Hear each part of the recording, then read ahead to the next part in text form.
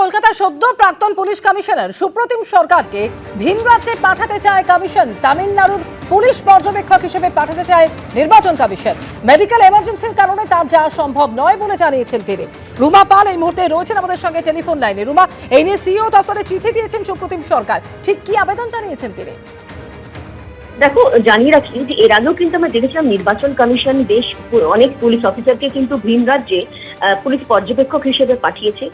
এর মধ্যে কিন্তু নাম এসছেন সদ্য প্রাক্তন police commissioner, Kolkata police commissioner Supratim সরকারের, এবং সেক্ষেত্রে তামিলনাড়ু পুলিশ পর্যবেক্ষক হিসেবে পাঠাতে চাইছে নির্বাচন কমিশন। তবে কমিশন সূত্রে খবর, ইতিমধ্যে কিন্তু বাড়িতে মেডিকেল ইমার্জেন্সির কারণে তার যাওয়া সম্ভব নয় বলে সিও দপ্তরে বিষয়টি বিবেচনার জন্য পাঠিয়েছেন তিনি। সিও দপ্তর থেকে সেই চিঠি অবশ্যই ইসিআইকে পাঠিয়ে দেওয়া হয়েছে। তবে এর আগে আমরা দেখেছি বিভিন্ন ইস্যুতে এর আগে যখন আমলাদের এবং পুলিশ পর্যবেক্ষকদের বিভিন্ন জায়গায় পাঠানো হচ্ছিল, সেক্ষেত্রেও কিন্তু মেডিকেল এমার্জেন্সির ক্ষেত্রে এরকম চিঠি এসেছিল সিও দপ্তরে, অন্য ইস্যুতে অন্য আমলাদের ক্ষেত্রে সেটাও কিন্তু পাঠানো হয়েছিল ইসিআই থেকে। তাও কিন্তু দেখা গেছে তারপর কোনো কিছু অনেক সময় ওটা অনুমোদন হয়েছে, আবার অনেক সময় হয়নি। তবে এই মুহূর্তে যেহেতু এই চিঠি এসে ইসিআইকে পাঠানো হয়েছে, এখন দেখার ইসিআই কি সিদ্ধান্ত নেয়। যদিও ইসিআই চাইছে যে একদম তামিলনাড়ুর পুলিশ পর্যবেক্ষক হিসেবে সদ্য প্রাক্তন যিনি পুলিশ কমিশনার রয়েছেন কলকাতার সুপ্রতিম সরকারকে পাঠাতে। তবে সবকিছু নির্ভর করছে এখন ইসিআই সিদ্ধান্তের উপরে। ধন্যবাদ রুমা। ভবানীপুরে শুভেন্দু অধিকারীর মনোনয়ন জমার আগে অশান্তির ঘটনায় এবার কলকাতা পুলিশের দুজন ডিসিকে শোকজ করল লালবাজার। অজ্ঞাত পরিচয় তৃণমূল কর্মীদের বিরুদ্ধে দায়ের করা হয়েছে এফআইআর। আর অন্যদিকে মুখ্য নির্বাচনী আধিকারিকের দফতরের বাইরে বিক্ষোভের ঘটনায় দুই তৃণমূল কাউন্সিলরকে নোটিশ পাঠিয়েছে পুলিশ।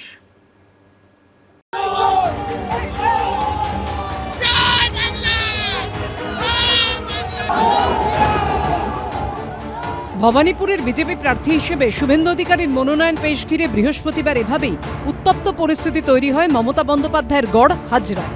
এই ঘটনায় এবার নির্বাচন কমিশনের অভিযোগের ভিত্তিতে এফআইআর দায়ের করল পুলিশ। বৃহস্পতিবার ওই এলাকায় দায়িত্বে থাকা কলকাতা পুলিশের দুজন ডিসিকে শোকজ করল লালবাজার। বৃহস্পতিবার একদিকে যখন অমিত শাহের রোড শো চলছে, সেই সময় হরিশ চ্যাটার্জি স্ট্রিটের মুখে বিক্ষোভ দেখাতে শুরু করেন তৃণমূলের কর্মী সমর্থকরা।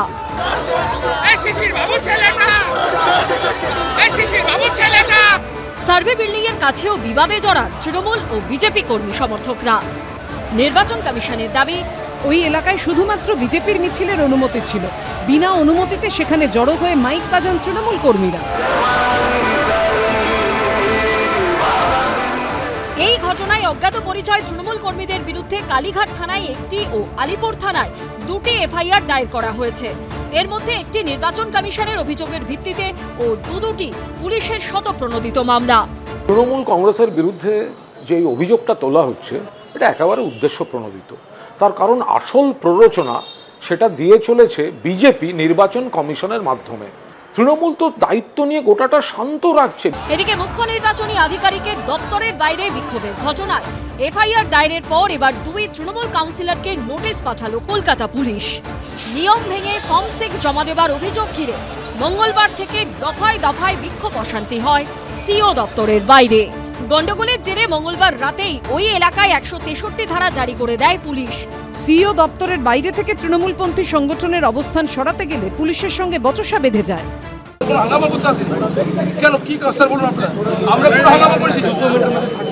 গতকাল থেকে আপনারা নিজেরাই জানেন যে ইনলিগাল ভাবে 6 নম্বর ফর্ম জমা করেছে এখানে।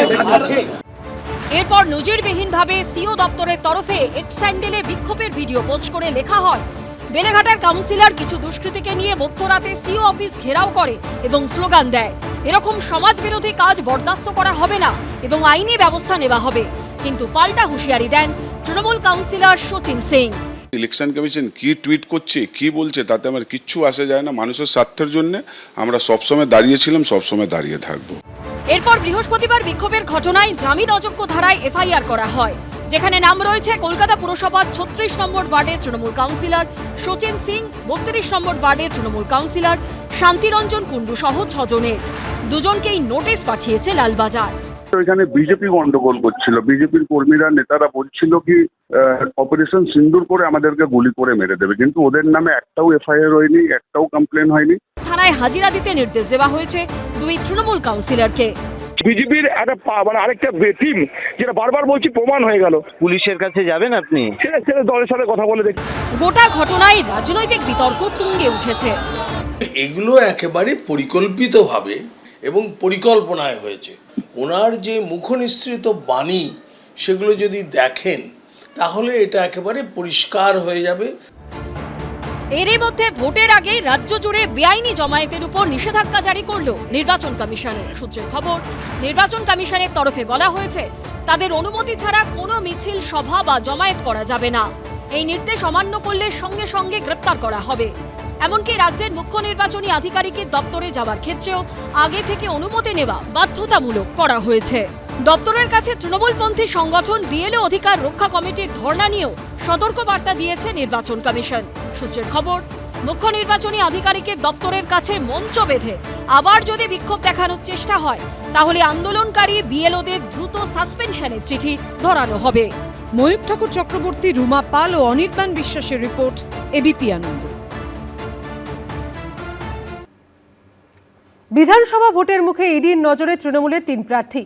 আর্থিক প্রতারণা মামলায় মেয়র পরিষদ এবং রাসবিহারী তৃণমূল প্রার্থী দেবাশিস কুমারকে শুক্রবার ফের জিজ্ঞাসাবাদ করা হলো। পুরসভায় নিয়োগ দুর্নীতি মামলায় তলব করা হয়েছে 2 বিদায়ী মন্ত্রী এবং তৃণমূলের প্রার্থী সুজিত বসু এবং রথিন ঘোষকে।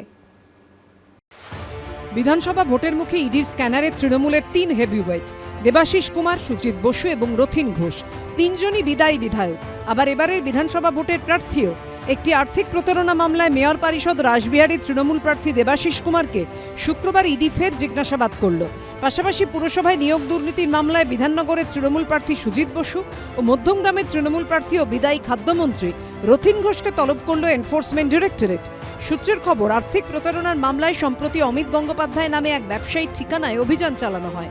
অভিযোগ, কলকাতার একাধিক বিতর্কিত জমির নথি পুরসভা থেকে তৈরি করাতেন এই ব্যবসায়ী। সেই বিতর্কিত জমি বিক্রি করে কোটি কোটি টাকা হাতিয়েছিলেন তিনি। সেই মামলাতেই জিজ্ঞাসাবাদের জন্য দেবাশিস কুমারকে তলব করে ইডি।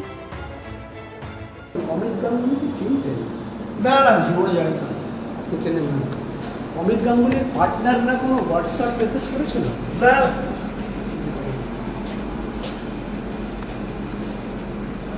কোনো কাজ করিয়ে দিয়েছিলেন বা এরকম কিছু? না। অন্যদিকে পুর নিয়োগ দুর্নীতি মামলায় বিধাননগরের তৃণমূল প্রার্থী সুজিত বসুকে তলব করেছে ইডি। পুরসভার নিয়োগ দুর্নীতি মামলায় সিবিআই যে চার্জশিট দিয়েছিল তার 11 নম্বর পাতায় দাবি করা হয় বেআইনিভাবে সবচেয়ে বেশি চাকরি দেওয়া হয়েছে দক্ষিণ দমদম পুরসভায়। 2014 সালের পর সেখানে 329 জনের নিয়োগ হয়েছে টাকার বিনিময়ে। কেন্দ্রীয় এজেন্সি দাবি করে করোনাকালে তৃণমূল পরিচালিত দক্ষিণ দমদম পুরসভায় এভাবেই একসঙ্গে চাকরি হয়েছিল 29 জনের। এই পুরসভার ভাইস চেয়ারম্যান ছিলেন সুজিত বসু। এর আগে 10ই অক্টোবর লেকটাউনে দমকল মন্ত্রী সুজিত বসুর রেস্তোরাঁ, তার সল্টলেকের অফিস, গোলাঘাটায় দমকল মন্ত্রীর ছেলে সমুদ্র বসুর রেস্তোরাঁ, লাউঞ্জ বারে তল্লাশি চালায় ইডি। সুজিত বসুর স্ত্রী, পুত্র, কন্যা ও জামাইকেও জিজ্ঞাসাবাদ করে এনফোর্সমেন্ট ডিরেক্টরেট।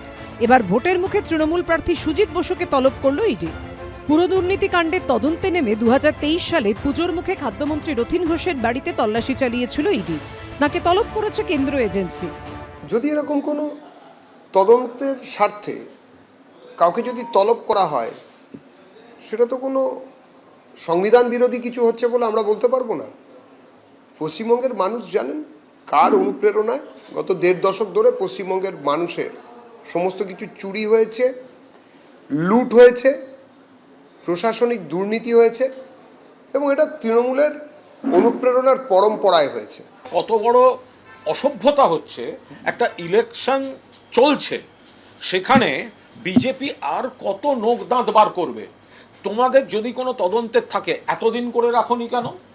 এত বছরের পুরনো মামলাগুলো আমাদের যারা প্রার্থী তাদের ডেকে পাঠানো মানে তাদেরকে সমস্ত কাজকর্ম ছেড়ে আইনজীবীর সঙ্গে বসতে হবে, সারাদিন তাদের ওখানে নষ্ট হবে। বিজেপি যে কতটা দেউলিয়া, কতটা ভয় পেয়েছে এই বিজেপির নেতাদের উপর, বিজেপির কোনো ভরসা নেই।